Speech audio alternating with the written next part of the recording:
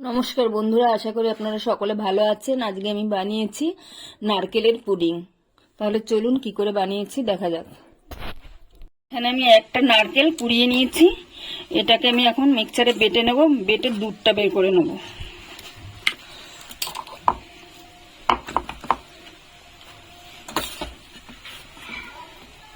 বাটা হয়ে গেছে, আমি একটা ছাঁকনিতে এখন ঢেলে নিচ্ছি।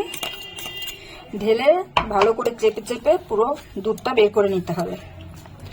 এবার চিপে চিপে সব দুধ আমি বের করে নেব।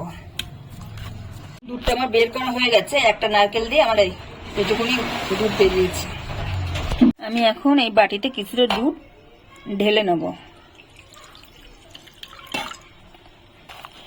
এখন আমি এর ভিতরে 3 চামচ কর্নফ্লাওয়ার মেশাবো।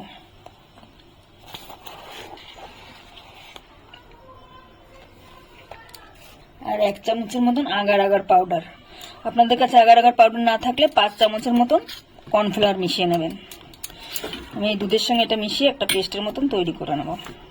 আমি একটা কড়া বসিয়েছি, এখন আমি এর ভিতরে নারকেলের দুধটা ঢেলে দিচ্ছি। তারপর আমি এখানে 3 চামচ চিনি দিয়ে দিচ্ছি। এখন আমি এটাকে ভালো করে জাল করব, চিনিটা গলা অবধি এটাকে এরকম নেড়ে যাব। এখন আমি এই কর্নফ্লাওয়ার মেশানো মিক্সটা এর মধ্যে ঢালবো, অল্প অল্প করে ঢালবো আর এক হাতে নাড়বো। নাড়া বন্ধ করা যাবে না, তাহলে জমাট বেঁধে যাবে। অল্প অল্প করে ঢালবো, এরকম নাড়তে হবে।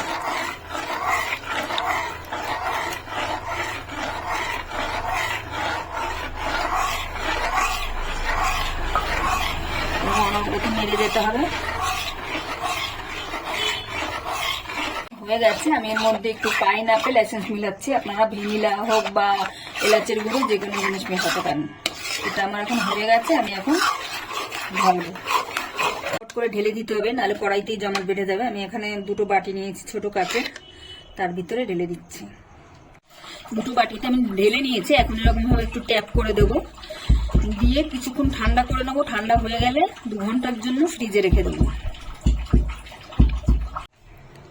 পুডিংটা আমার সেট হয়ে গেছে। এই দেখুন, হাত দিচ্ছি, সুন্দর শক্ত হয়ে গেছে। আমি এখন ছুরি দিয়ে চারধারটা একটু ইয়ে করে নেবো, ছাড়িয়ে নেবো। এরপরে আমি একটা প্লেটে ঢেলে নেব। একটা বাটিতে এই যে ঢেলে নিয়েছি।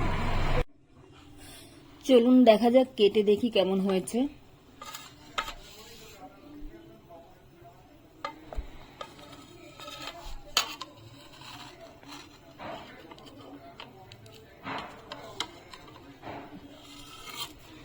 দেখুন, খুব সুন্দর সফট হয়েছে। এটি মানে সুন্দর হয়েছে, কিন্তু এটা খেতেও কিন্তু খুব সুন্দর, কিন্তু বেশি সময় লাগে না বানাতে, ঝটপট বানিয়ে ফেলা যায়। রেসিপিটা আমার তৈরি হয়ে গেছে। ভিডিওটি যদি ভালো লাগে তাহলে একটা লাইক করবেন, সাবস্ক্রাইব করবেন এবং কমেন্টে জানাবেন কেমন হয়েছে।